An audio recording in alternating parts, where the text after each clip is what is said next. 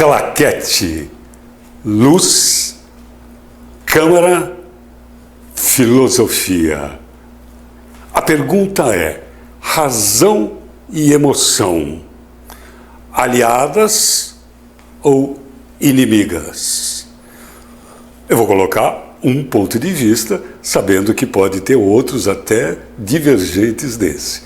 Mas a minha opinião é aliadas, sempre aliadas. E eu quero fundamentar isso daqui. Bom, vamos lá. Eu quero dar um exemplo que eu acho muito feliz, que é isso aqui, ó.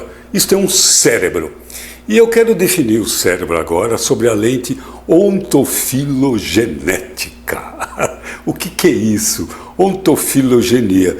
Com o evoluir das espécies, como é que o cérebro ou os cérebros foram se formando. E isso daqui mostra bem. Essa parte da mão vamos representar com o cérebro reptiliano. Como o próprio nome já diz, até os répteis já têm esse cérebro. O polegar vai fazer o papel do cérebro límbico, o sistema límbico, e os dedos, até parece mesmo, vai fazer o papel do cérebro cortical. Vamos lá. Cérebro reptiliano. Como eu disse, os animais primitivos, os répteis, já tinham.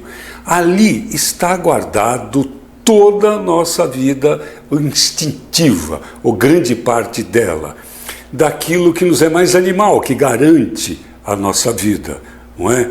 Os reflexos e, assim como um exemplo máximo aí, o reflexo de luta ou fuga, que é o que permitiu que nós estivéssemos vivos hoje, lembrando que nós surgimos, teoricamente, existem controvérsias, aqui existe uma antropóloga franco-brasileira, Niede Guidon, que diz que a origem do ser humano foi no Piauí. Olha que legal, nascemos no Nordeste brasileiro, enfim.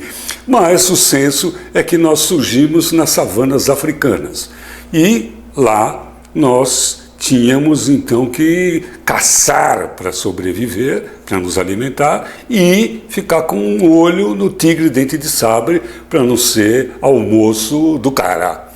E para isso nós desenvolvemos um reflexo, que é o reflexo de luta ou fuga. O nosso sistema nervoso autônomo, que está no cérebro reptiliano, ou parasimpático, funcionando independente da nossa decisão, como um reflexo para sobreviver. Agressividade, defesa, sexo, o sexo animal, não o sexo cortical, secreção de glândulas, digestão, batimento cardíaco, respiração, um conjunto de reações que acontecem alheios à nossa decisão, automaticamente, autonomamente. Por isso, chamado de sistema nervoso autônomo. Ele se concentra no cérebro reptiliano. Com o evoluir das espécies, então surgiu o cérebro límbico, o sistema límbico, que é responsável, então, pelas nossas emoções. Olha aí que legal. É só os mamíferos que têm isso. Os répteis, por exemplo, não têm. Se um dia você encontrar uma cascavel simpática, com a boquinha aberta, sorrindo e balançando o rabinho para você, não é de alegria, não é de emoção. É instintivo aquilo. Os répteis não têm emoção. Já aqueles que têm pet, cachorros, gatos, sabem muito bem que eles têm emoção, e alguns até que parece que têm córtex, que parece que tem a função do cinismo, que é cortical. O labrador, por exemplo, tem essa característica. Pelo menos o meu tinha. Mas a gente percebe, então, a emoção muito vívida nos mamíferos de uma maneira geral. Reptiliano, aí instinto, cérebro límbico, emoção, e aí vem o córtex cerebral, os dedos, o córtex cerebral, que só nós seres humanos temos. É onde reside, então, a razão, instinto, emoção e razão. Só os seres corticais fazem humor, são irônicos, só os seres humanos corticais reverenciam o sagrado, simbolizam, Olha quantas funções.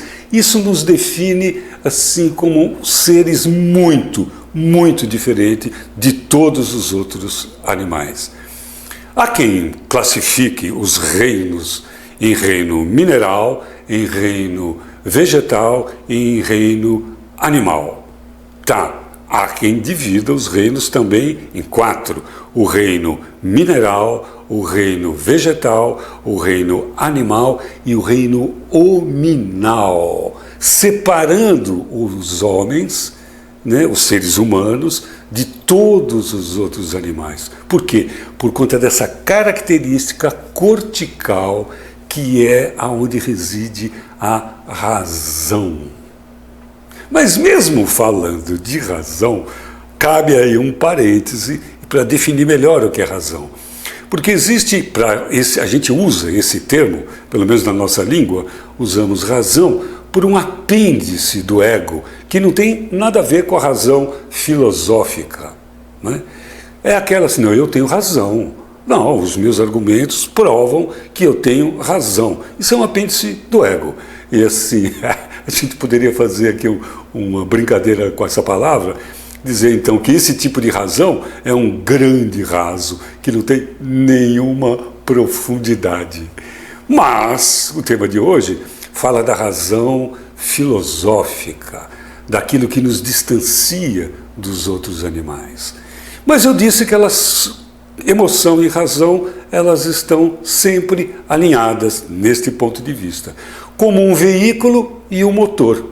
Agora, resta saber para onde esta razão está dirigida, para onde esse veículo está indo. Se a nossa razão é voltada para o nosso ser animal, admitindo que nós somos uma tríade de corpo, mente e espírito, nous, pneuma, frenos, enfim, dê o nome essência, dê o nome que quiser, aquele imaterial que filosoficamente a razão se dirige para esse ser, esse nosso ser mais sutil. Muito bem, se a nossa mente, que está entre o corpo físico e o espírito, ela ficar focada no nosso corpo, na nossa realidade instintiva, na nossa realidade animal, aí então a razão está nos dirigindo para a vida instintiva. Qual é como é que eu diria assim, qual é a grande realização do corpo? Subsistir, reproduzir, se alimentar, se defender. Basicamente isso. Então, se a nossa razão está voltada para o mundo corpóreo, nós vamos ficar exatamente com a nossa sexualidade exacerbada, com a nossa agressividade, com o nosso egoísmo, porque estamos reagindo, colocando razão e emoção, imitando um animal. Vou pegar um exemplo aqui do leão, o famoso rei das selvas. Há controvérsias. Enfim, mas vamos lá.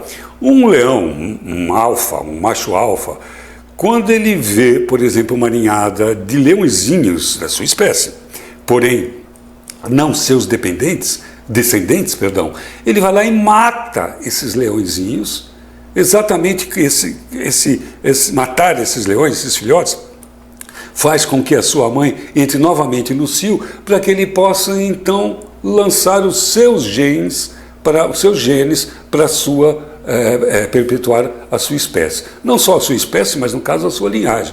Pô, que leão sacana, que maldoso, um infanticídio em massa. Não, é o instinto dele, é a realidade animal dele. Ele não tem córtex, ele não tem a razão, ele tem só aquilo que ele precisa para sobreviver e perpetuar a sua espécie. Se possível, com a sua própria linha genética. Então, se nós ficarmos focados assim dentro da nossa realidade animal, as nossas emoções e as nossas razões vão dirigindo para uma vida animal. Eu gosto muito do símbolo do Sagitário, que é um centauro com uma flecha apontando para cima. O cavalo, o nosso lado instintivo, o nosso lado animal. O ser humano, o lado moral, racional. E a flecha, o nosso destino espiritual. Se a parte de cima, a parte humana do centauro, ficar ligado na parte de baixo, então emoção e razão estão a serviço do ser animal. Se a parte racional do centauro estiver ligado para a flecha, então nós estamos usando a nossa razão por um destino mais sublime. Tipo isso, a razão é o veículo, o motor é a emoção, que dá o pulso para essa razão caminhar. Se ele estiver dirigido para o sentido filosófico da razão, que é o ser racional em busca da sua essência, então esse veículo levará para lugares de consciência mais clara, maior. Se esse veículo estiver dirigido para baixo, esse ser estiver olhando para o lado animal, nos levará, né, para o nosso mundo instintivo. Mas estão sempre juntas, razão e emoção. O que resta a nós é saber dirigir essa dupla para um destino consciente.